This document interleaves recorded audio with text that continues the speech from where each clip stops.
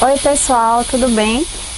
Eu me chamo Camila Matias, sou fisioterapeuta da Prefeitura de Olinda e hoje eu trago para vocês o manuseio e montagem do ventilador de transporte, que seria do Oxlog 3000. E aí eu vou passar passo a passo em relação à questão de montagem.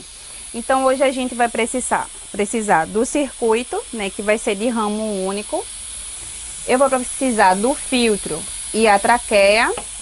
Vou precisar da válvula exalatória, da membrana, que seria a célula, e vou precisar de um cotovelozinho, que é para a gente poder fazer toda a montagem, né? Então teria a conexão de oxigênio, que vai lá estar ofertando 100% de fração inspirada, tá?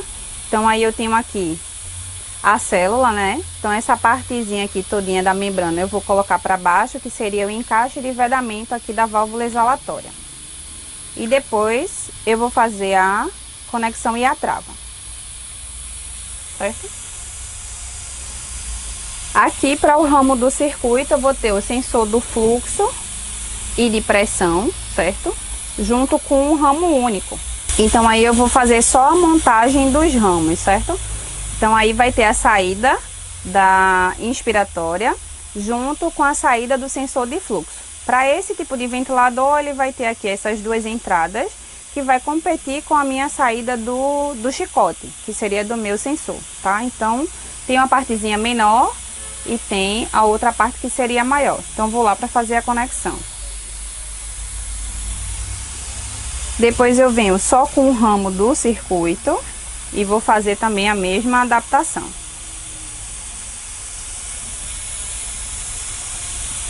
Então aí deixa eu só fazer a colocação aqui para facilitar nosso manuseio. Então pela saída do ventilador eu teria já as minhas conexões adaptadas. Então aí pegando só a saída da válvula exalatória junto com a célula para poder fazer a vedação.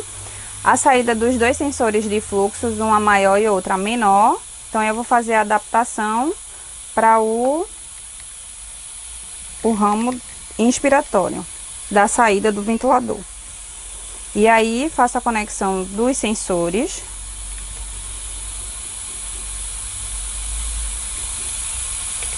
E para poder estender um pouquinho mais essa saída, eu tenho um cotovelo de adaptação e faço o encaixe do filtro HMEF, que ele vai fazer a proteção e a especificação tanto para bactéria quanto para vírus 99,9, certo? Então vai garantir realmente que não ocorra a dissipação na hora que você ligar o ventilador e chegar a conectar para o paciente também, tá? Então já tenho aqui todo o circuito já pronto, certo? E aí eu vou fazer a primeira, o ligar. Então automaticamente ele já faz um disparo inicial e ele já gera um tipo de módulo ventilatório. Para o Oxlog 3000 ele vai dar 4 tipos de módulos ventilatórios, aonde ele vai oferecer o módulo que a gente mais utiliza, que seria o BiPAP e o CPAP, né? Seja modo tanto para modos de pressão, que aí você consegue garantir tanto pressão quanto frequência respiratória e uma programação eficaz para esse meu paciente. O segundo que seria utilizado como modo de desmame, que seria o CPAP, tá? Então, para isso, para a utilização desse modo, a gente teria o paciente ainda com drive ventilatório. Então aí, se é aquele paciente que está sedado, a gente precisa garantir toda a programação ajustada, né? Então, ele teria que pelo menos vir ou no BiPAP para você ofertar esse tipo de modo ventilatório, ou pela questão da ventilação por pressão positiva intermitente, que seria o PPV, tá? Que seria um módulo um pouco mais avançado, mas que a gente poderia garantir também da mesma forma como pressão. Sendo dessa forma, a gente teria aqui no visor principal, a gente vai ter os módulos ventilatórios, a gente vai ter o parâmetro para fazer os ajustes dos alarmes, né? Tanto para valores maiores quanto para a diminuição desses valores.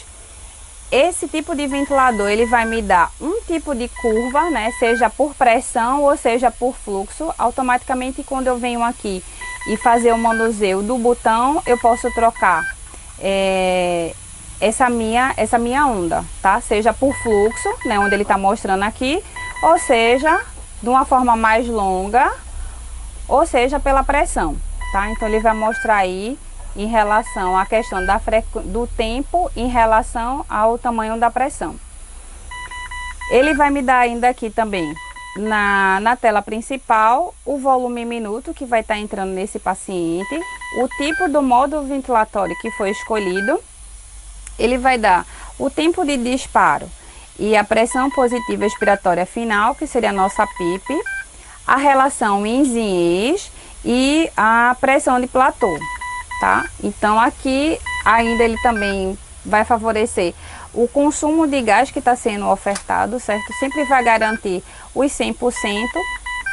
E nos ajustes de controle de botão, né, eu vou ter o volume total, se ele for ventilado a volume, eu vou ter a frequência respiratória, eu vou ter a pressão máxima dentro da via aérea e eu vou ter a oferta da FiO2, a fração inspirada de oxigênio, tá? E eu vou ter o botão de ajuste para eu poder realmente manusear aquele parâmetro que eu quero modificar, e se caso eu precise confirmar, eu só aperto. Então ele vai selecionar o modo e eu vou fazer o tipo do ajuste necessário de acordo com a necessidade do paciente, e depois aí eu vou confirmar, tá?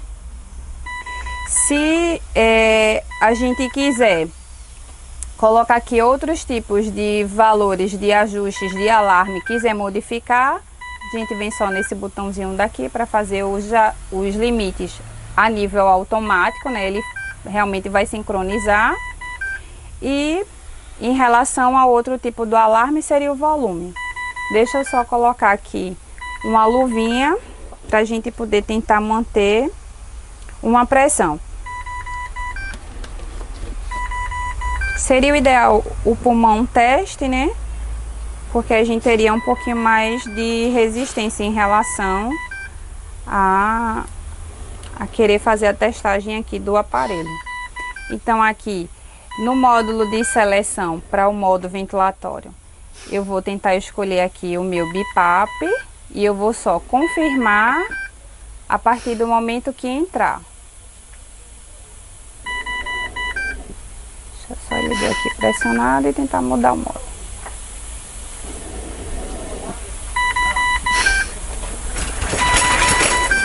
Então aí eu vou selecionar só o modo ventilatório. Eu escolhi aqui o tipo do modo que seria o BIPAP, certo? Então ele vai me dar aqui algumas alternativas. Aqui para mim ele não vai estar mostrando nenhum volume minuto no momento, certo? Mas aí ele vai estar garantindo aqui dentro de uma curva de pressão, ele vai estar garantindo aqui pelo menos 15 litros. E aí eu vou ajustar todo o tempo. O tempo inspiratório, vou selecionar aqui, ó, certo? E vou confirmar. Que aí pelo menos a gente vai ter para, sempre que for fazer o ajuste do tempo ventilatório ou da frequência respiratória, eu vou sempre estar em sincronia com a relação IS-IES. Então sempre eu vou ter esses 3 parâmetros que cada vez que eu modificar eu sempre tenho que ver qual foi o outro que ele manteve, né? Então aí vai de acordo com a necessidade do paciente. Então eu vou fazer aqui um tempo de pelo menos 1 minuto, certo? E vou fazer o ajuste da minha frequência respiratória, porque lá estava mostrando uma relação IS-IES, né, de 1,5, né, que seria o tempo de inspiração e da exalação. Então aqui eu vou fazer o ajuste da minha relação IS-IES para 1 para 2, certo?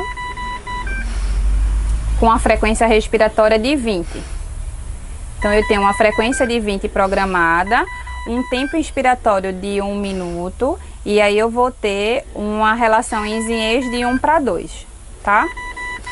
Depois eu venho aqui para a questão do meu outro ajuste, que seria da pressão de pico, que seria a pressão máxima dentro da via aérea.